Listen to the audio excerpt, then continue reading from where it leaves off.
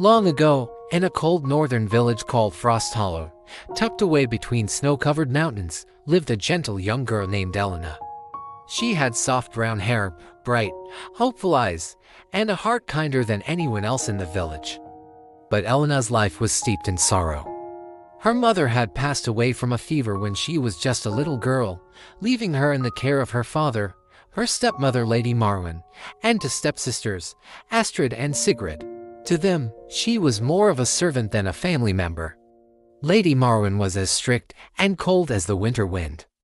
She gave Elena all the hardest chores, blamed her for every little mistake, and never showed her a single drop of kindness.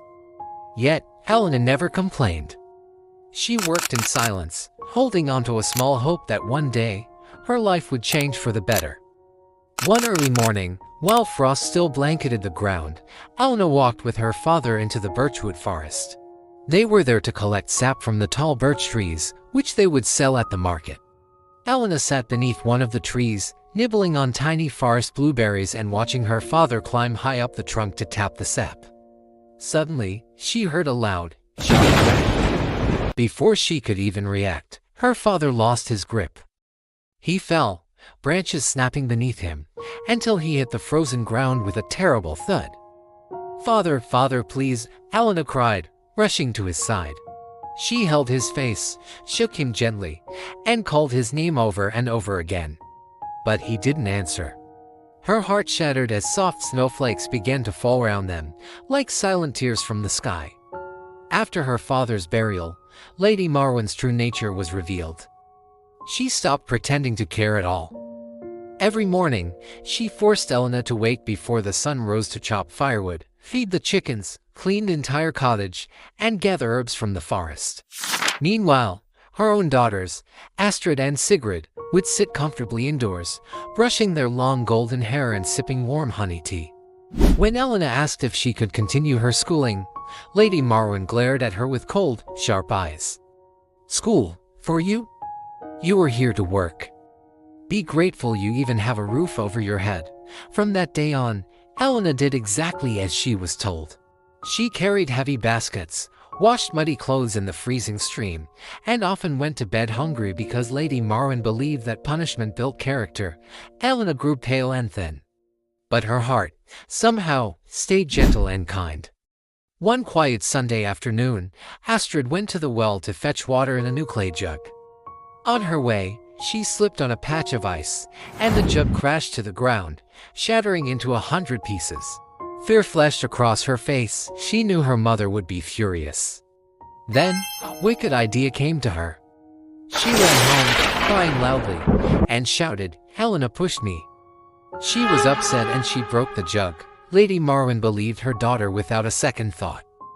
"Elena, you will replace the water. But not from the village well.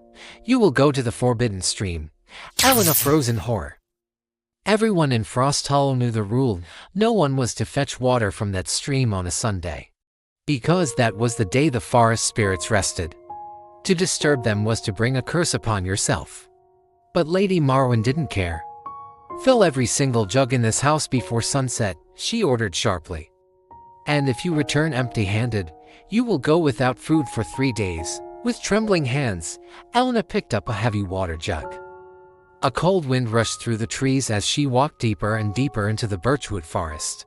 The branches creaked around her like whispers, and the sound of all wings fluttered overhead. Fear tightened its grip on her chest, but she kept going. Finally, she reached the forbidden stream. Its water shimmered with an icy blue light. Perfectly still and silent, she dipped her jug in carefully, whispering a prayer that the spirits would forgive her for disturbing their rest. Just as she turned to leave, a weak voice called out from behind her. "Child, please, spare me a little water." Elena looked around and saw an old woman sitting beside a crooked wooden hut.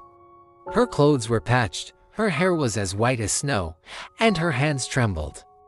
Without a moment's hesitation, Elena poured some of the water into a cup and helped the old woman drink.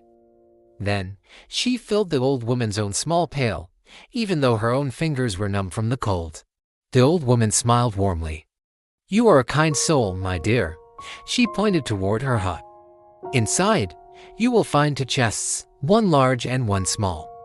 Choose one to take home. But do not open it until you are safely inside your house. Elena stepped into the dark little hut. In the corner sat two wooden chests. The large one was ornate, glittering with silver designs. The small one was plain and covered in dust. Elena chose the small one. She lifted it carefully and hurried back home. When she entered the cottage, she placed the chest on the table. The moment she opened it, a brilliant golden light exploded outward, filling the entire room with warm, glowing colors. Gold coins spilled out like a shining river. Jewels sparkled like captured stars. Beautiful silver bracelets and rings tumbled across the table. Elena stepped back in complete awe. Lady Marwen, Astrid, and Sigrid stared with wide, greedy eyes. Immediately, Lady Marwen grabbed her daughters by the arms. "Go to the stream. Find that old woman and bring back the biggest chest she has." Astrid and Sigrid raced through the forest. When they found the old woman, they forced a smile and offered her water, not out of kindness, but out of a desperate hunger for treasure. The old woman pointed to her hut.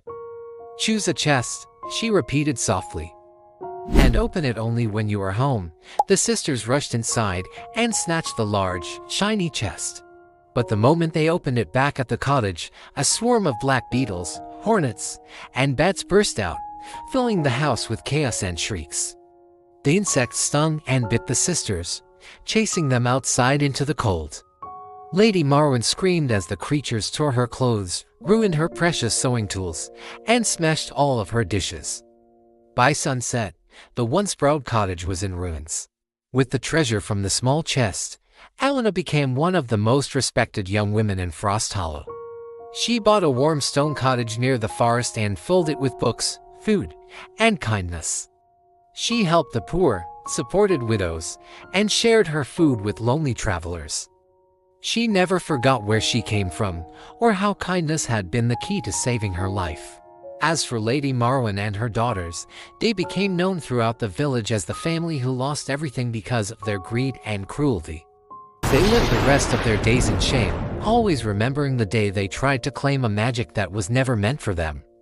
The village told Elena's story for generations, the story of a girl whose pure heart brought her blessings, and of a family who learned that greed brings only misery. And so, the legend of the forbidden stream of Frost Hollow lives on, reminding everyone that kindness is, and always will be, the greatest magic of all. Thanks for watching. And don't forget to subscribe for more stories.